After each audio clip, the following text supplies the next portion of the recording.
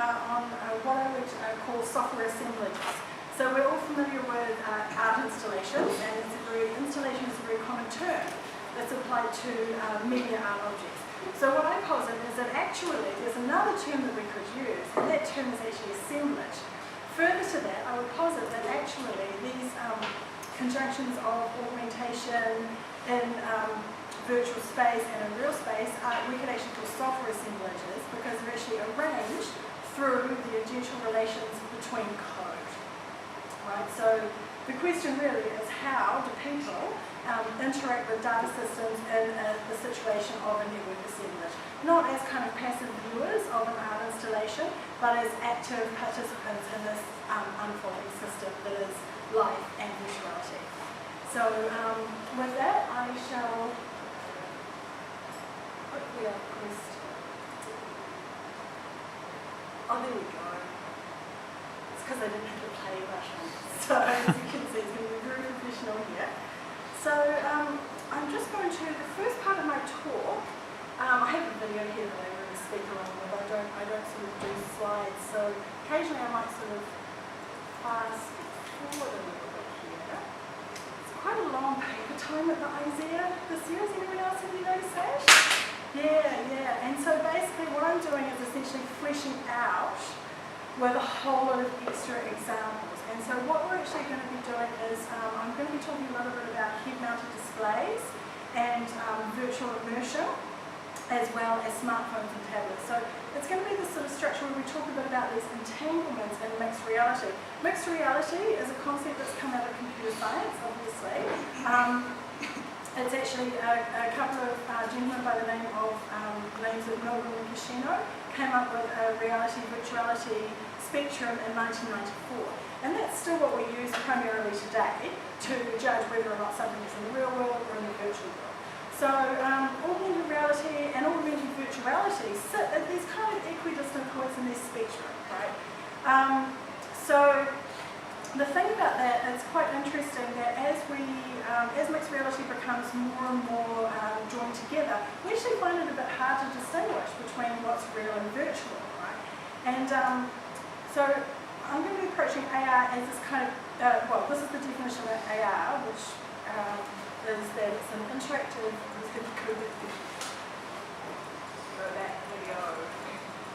That, anyway, an AR is any system that's interactive in real time, that's registered in 3 dimensions, so across the X, Y, and the Z axis, okay, and it's actually basically this computational system that's added into the real world. Right? So I have this concept of software assemblage, which I'm exploring as a permutation of software as interface. So this is a situation where an interface is not an object. We tend to think of smartphones, tablets as interfaces that are objects. So what I'm saying is those are actually technical devices. So I follow on from Gilbert Simondon in that respect.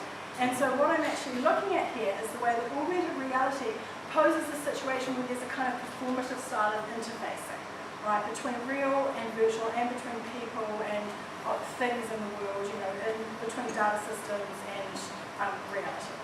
So it's this kind of situational artwork that's actually assembled by code, and I don't mean code as just a kind of executable thing. I mean that, you know, code can actually be quite mobile, quite liminal. And I've based this clearly on Deleuze and Guattari's idea of the machine assemblage. And so that's an arrangement which is specifically composed through the agential relations with software and the potential for reconfiguration that affords. There's another thing I should mention in here. He's called Adrian McKenzie and also David Berry, and they've both done a lot of work with, you know, code and algorithms and software as this sort of code as being kind of a performative agency in the world, which is quite interesting because we tend to think of these things as objects, or, you know, either, you know, objects, or like that they're totally immaterial, like they don't have any sort of embodiment or embodiment whatsoever, right? So how to negotiate through that? Well, there are a lot of conventional perspectives out there, right, which we can see coming through mainstream commercial uses, right? We also see it in military, and we see it in industrial uses, right? So that actually goes back to the fact that augmented reality was initially developed for military purposes. And so in 1968, Ivan Sutherland and a PhD student of his at Harvard developed this device called the Sword of Damocles, which was so big that it actually had to be installed in a whole room. Here it is here, right? It's got a big system coming up out of his head, it's all completely wired in. But totally brilliant because this is the first three-dimensional head-mounted display that we really saw in 1968.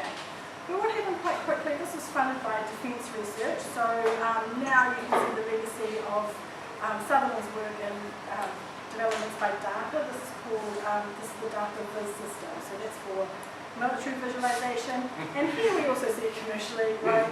Let's not forget Microsoft's HoloLens. So that's coming up quite soon, I believe, even though Intel ceased making the chips. Don't really know what Microsoft are going to do there unless they bought thousands of them.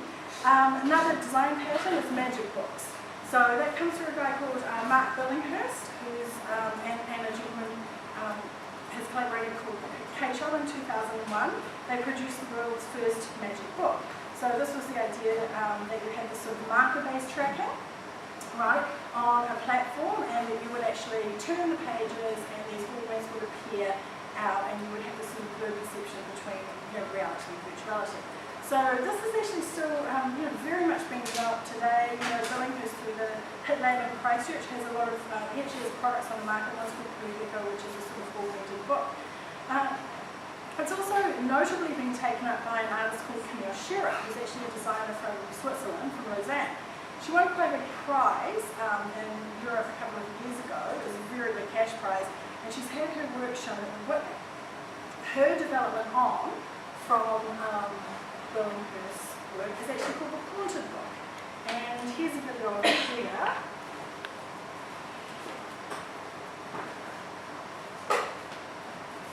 This is me furiously.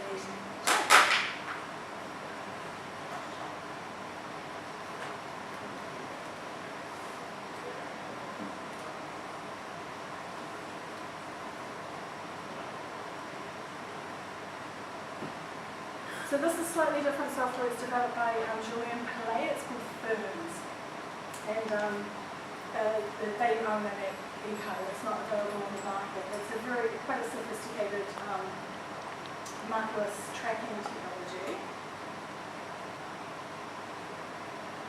But once again, we have a very static setup, right? Nothing's really moving. We've got it on a table, right? There's no sense of mobility in the world. Even though it's quite interesting and engaging, when you have that sort of sense of wow, this slight blurring of reality and virtuality, this mixing of those two paradigms, right, intertwining in a kind of mesh group of mixed reality, it's still not really harnessing, the possibilities of embodiment. So along comes the smartphone. So as you probably are familiar, like augmented reality on smartphones comes in a lot of forms. So this is Beyond Light. It's very useful if you're stuck in the mountain. IKEA catalogue, quite banal, but if you want to place your couch, that's your go-to point. And all of these uses are very kind of mainstream paradigms. They're not really doing anything extra, are they? Along comes experimental art practice, art with the T. T in brackets to show that it's actually augmented reality. There are some quite strong experimental currents that are built out of mobility. Location-based AR, Manifest AR is a large development group here. Has a number of members, some of which I'm going to be showing some of the work today. So it has this idea that basically locations contain traces of events, trails that we can follow to engage with the past, right? So that's an idea that comes out of Hegel's trace, Derrida followed it through. Right, and also let's not forget the situationists, right? Guy Debord, the idea that you can create this kind of psychogeography as you walk around places, and you can actually shift your perception.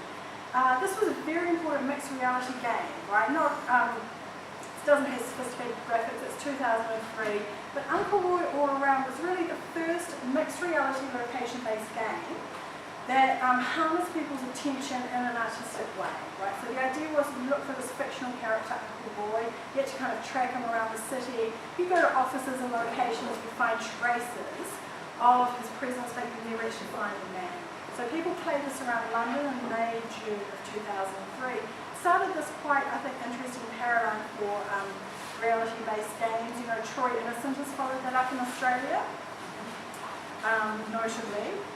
And so that really, I think, shifted the game in terms of how, you know, we can interact with, you know, virtuality and, you know, in an embodied way. So as a person moving around the world, we could actually also have a simultaneous virtual experience. This is an interesting work currently on display in Sydney called the City of Forking Paths. Some of you are probably very familiar with Janet Cardiff's audio books.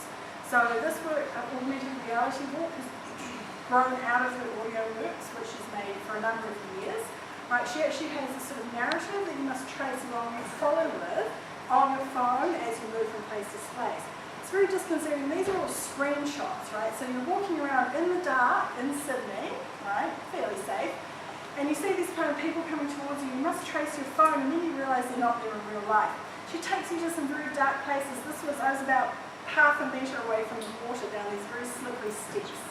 You must go there to be able to follow the story, right? You don't have an option. You feel fear at times?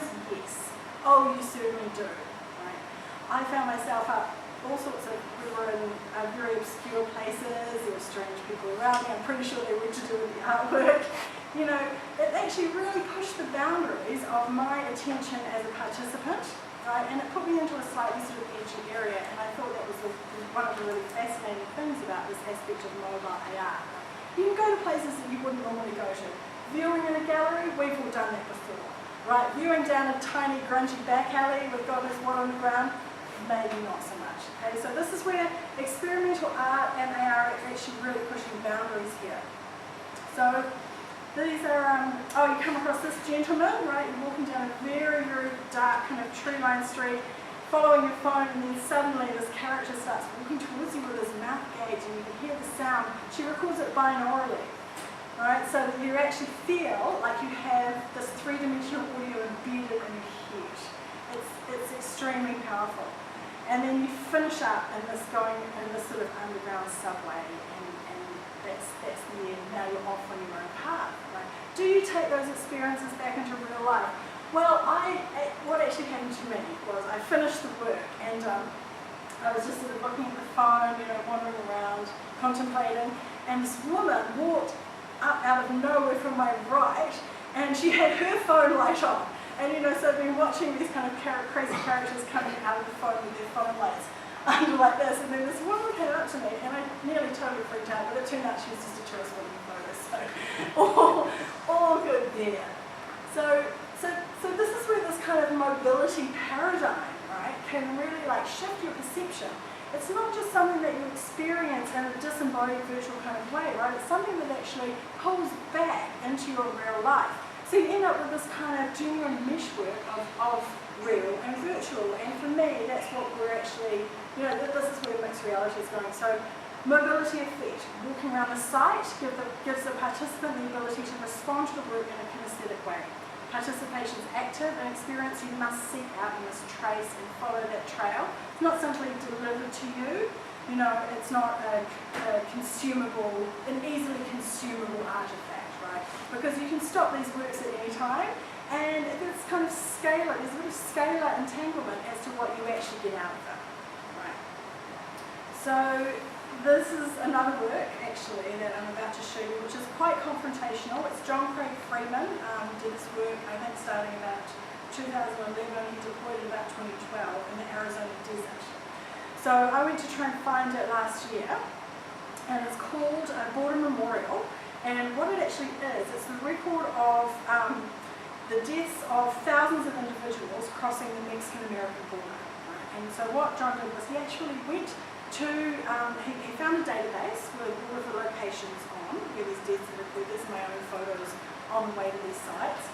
And he actually mapped them in augmented reality using the geolocated app layout. And so you can access that through his WordPress site. He's got a layout channel there, John Craig Freeman. So here's me, I'm about 4 hours into the Sonoran Desert. And so I don't even know what the town was called. I'm looking for these augments, right? And the startling thing about it is there are literally thousands of them, right?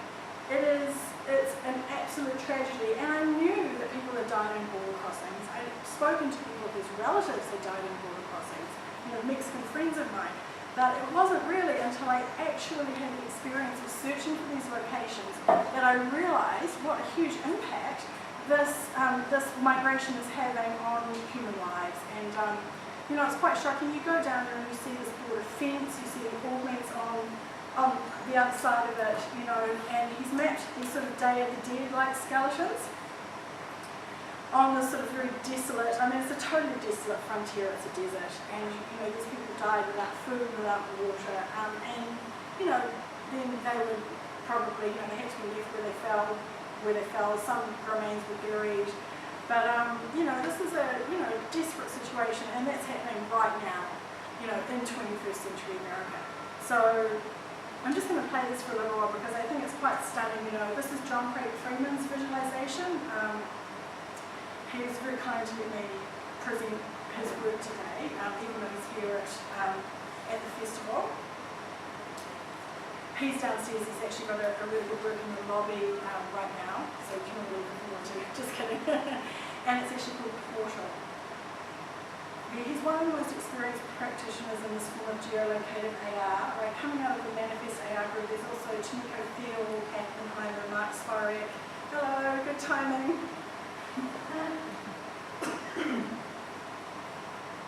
Just playing your video actually, because it really illustrates the scale of it.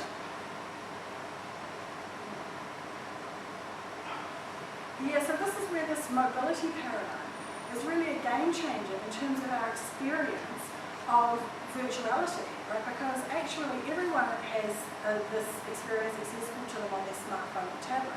It's not something that we need to don any special item of gear to have. We don't need to go out and buy an expensive head-mounted display, right? We don't need to go and buy a product that we don't already have, right? And it's an amazing way of overturning this, what are some quite banal uses of augmented reality on smartphones. So this is the sort of research trajectory that I really see AR following into the 21st century. And there are a number of ways that this is unfolding. Biosensing is an important term. Okay, this is another a physiological term that interpolates the body and software in an assemblage using code and technical devices. So smartphones and biosensors. So this is a work that I'm going to show. It's by Tomiko Thiel and Oppenheimer. It's called Bioskelters. And the idea here was to actually populate a virtual world with plant life, and it was sort of a mixed reality game. So I showed earlier Uncle Roy All Around, a sort of paradigm-changing mixed reality game. This is another mixed reality experience, an art game where you actually have a biosensor attached to your hand, and your hand is holding the phone. And as you walk around this area, you actually populate plant life in the zone that you're in. This was at Dubai in 2014, actually also at the ISEA conference there. And this is another iteration of it in Lausanne in 2015. So what they've done here is they actually vary the plant life depending on the biome that they're in. So it's not just some random plants that you use to play a game. It's actually very specific and highly nuanced to the site itself. And so it's this sort of battle, ecological battle, that you are actually physically engaged in. So the biosensor is sensing your heart rate, and depending on the pace of your heart rate, that actually dictates what augments are drawn forth. Right? So if your heart rate is at a particular pace, the augments drawn forth will be weeds. If it's at a slower pace, the augments that are drawn forth will be sort of more positive plants for the ecosystem. So they had a number of people playing the game all around Lausanne. Here's another location shot. Got some kind of weeds in the background on the right. This is a participant, so she's probably from the opposing team. She's photographing someone's smartphone. And in this way, it gives us a really cause to think about what's happening with the local ecological environment. In a very sort of nuanced way, a way that's totally site-specific. And this is where we have a little emphasis here, a little thread coming through from land art, right? Because land art was very concerned with site specificity and with the phenomena going on in a particular situation, right? But through smartphones, we can actually experience this idea of co-emergence, right? And that's very important because if we think about embodiment, okay, and I like to view embodiment through a post-humanist lens, right? So Catherine Howells has said culture produces the body at the same time as the body produces culture, right? And for me, I think that poses an incredible opportunity, right? With these artworks that we're deploying, they're not simply about content on a device, right? Or content through a medium, augmented reality. They are actually through the mode that you experience these works. They are actually able to shift our perception of particular events, sites, or historical situations even, as a broad memorial. So I think that's a really exciting thing here. Is there's an opportunity for a kind of political reassembly of a dynamic system using virtuality. And by dynamic system, I mean this ultimate dynamic system that we live in, and that's the one that we call life. So it's a very materialist kind of take that I have on it. I know it's probably quite an unusual version of interfacing here. Probably a lot of people aren't used to the idea of software assemblage. And in an art context, we usually think of Robert Rauschenberg or Jasper Johns when we think assemblage, right? In that context, an assemblage is an object that's put together once and then displayed, right? It doesn't reassemble. There's no reassembly here, right? But the concept I have of coming through Deleuze and Guattari is actually vested in a deep capacity to reassemble, okay? So in the work that we just looked at, biosculptors, right, there's reassembly happening through biosensing, through this kind of physiological term, right? As people walk through the site, they're actually reassembling the system based on their biological rhythms, and in Professor Freeman's work, what you find with Broad Memorial is it's actually a form of political reassembly. Because, I certainly found after my experience searching in the Sonoran Desert for that work, I certainly had a far deeper understanding of the struggles, tribulations, the political situation that those, poor, desperate people go through to simply enter a country, and that gave me a whole new perspective on that. So just to have a little bit of conceptual background here, it's all in my paper, but I basically am following David Berry in my approach a little bit in his idea about code, which is that when embedded in technical devices, code takes the role of an organising agent. It articulates the nuances of the medium and links those nuances to software agents, applications, and user behaviours. Right? So basically it's in this dynamic system. Augmented reality produced by such conjunctions of algorithms, code, and software is a particular instance of computational logic deployed on technical devices, and as such needs to be explored for its relational and material connections to a social and technical system. So I'm going to scroll through here a little bit. How am I going for time?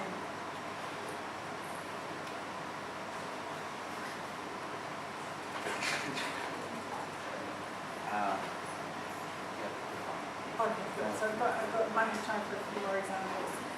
So I thought that I would finish here, segue into question time with a little bit of a question that I have about what the future might hold for head-mounted displays and augmented reality. There's quite an interesting new thing that's happening with, they're calling it Oculus virtual reality. It's actually a leap motion mounted on a head-mounted display, right? So you can still actually see your hands.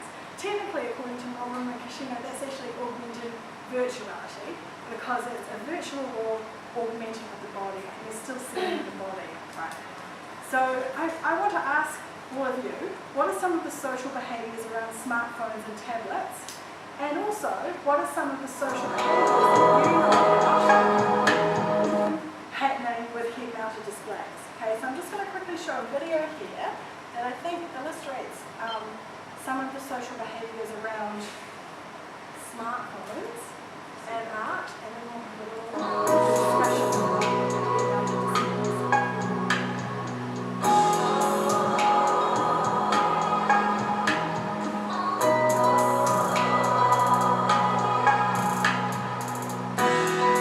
This is from a very recent show last year. It's an artist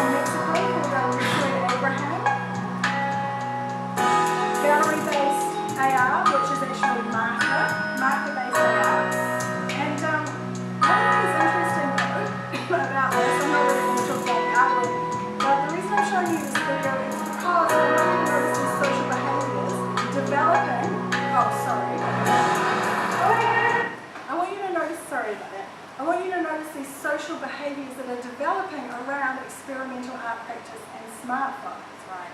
There's this kind of clustering effect, and it becomes a form of sociality, right? It's a social form of engaging with art. And it's quite different to when you enter a gallery normally, right? Let's say you go to a big gallery like the Tate, oh, there's a painting on the wall. I'll stop in front of the painting for 5 seconds and I'll move on. Maybe a bit longer, but you don't really engage with the person next to you, right? And this is the thing, it's that social engagement that experimental AR can actually foster. So, how about this though? What's going on with head-mounted displays and social engagement? Okay? And this is the question I want to leave you with is, I understand head-mounted displays for gaming, right? And, I will use that for myself probably in the future, if I ever get one. But, and I can see how it is really attractive as a personal immersive experience, right? And then also I can see why you would use them for industrial purposes, right? Engineering, military purposes. And then I can also see how you might want to watch movies immersively or whatever. But in terms of sociality, would you wear one of these and would you go to a restaurant? Would you wear one of these? Would you walk down the street? Right?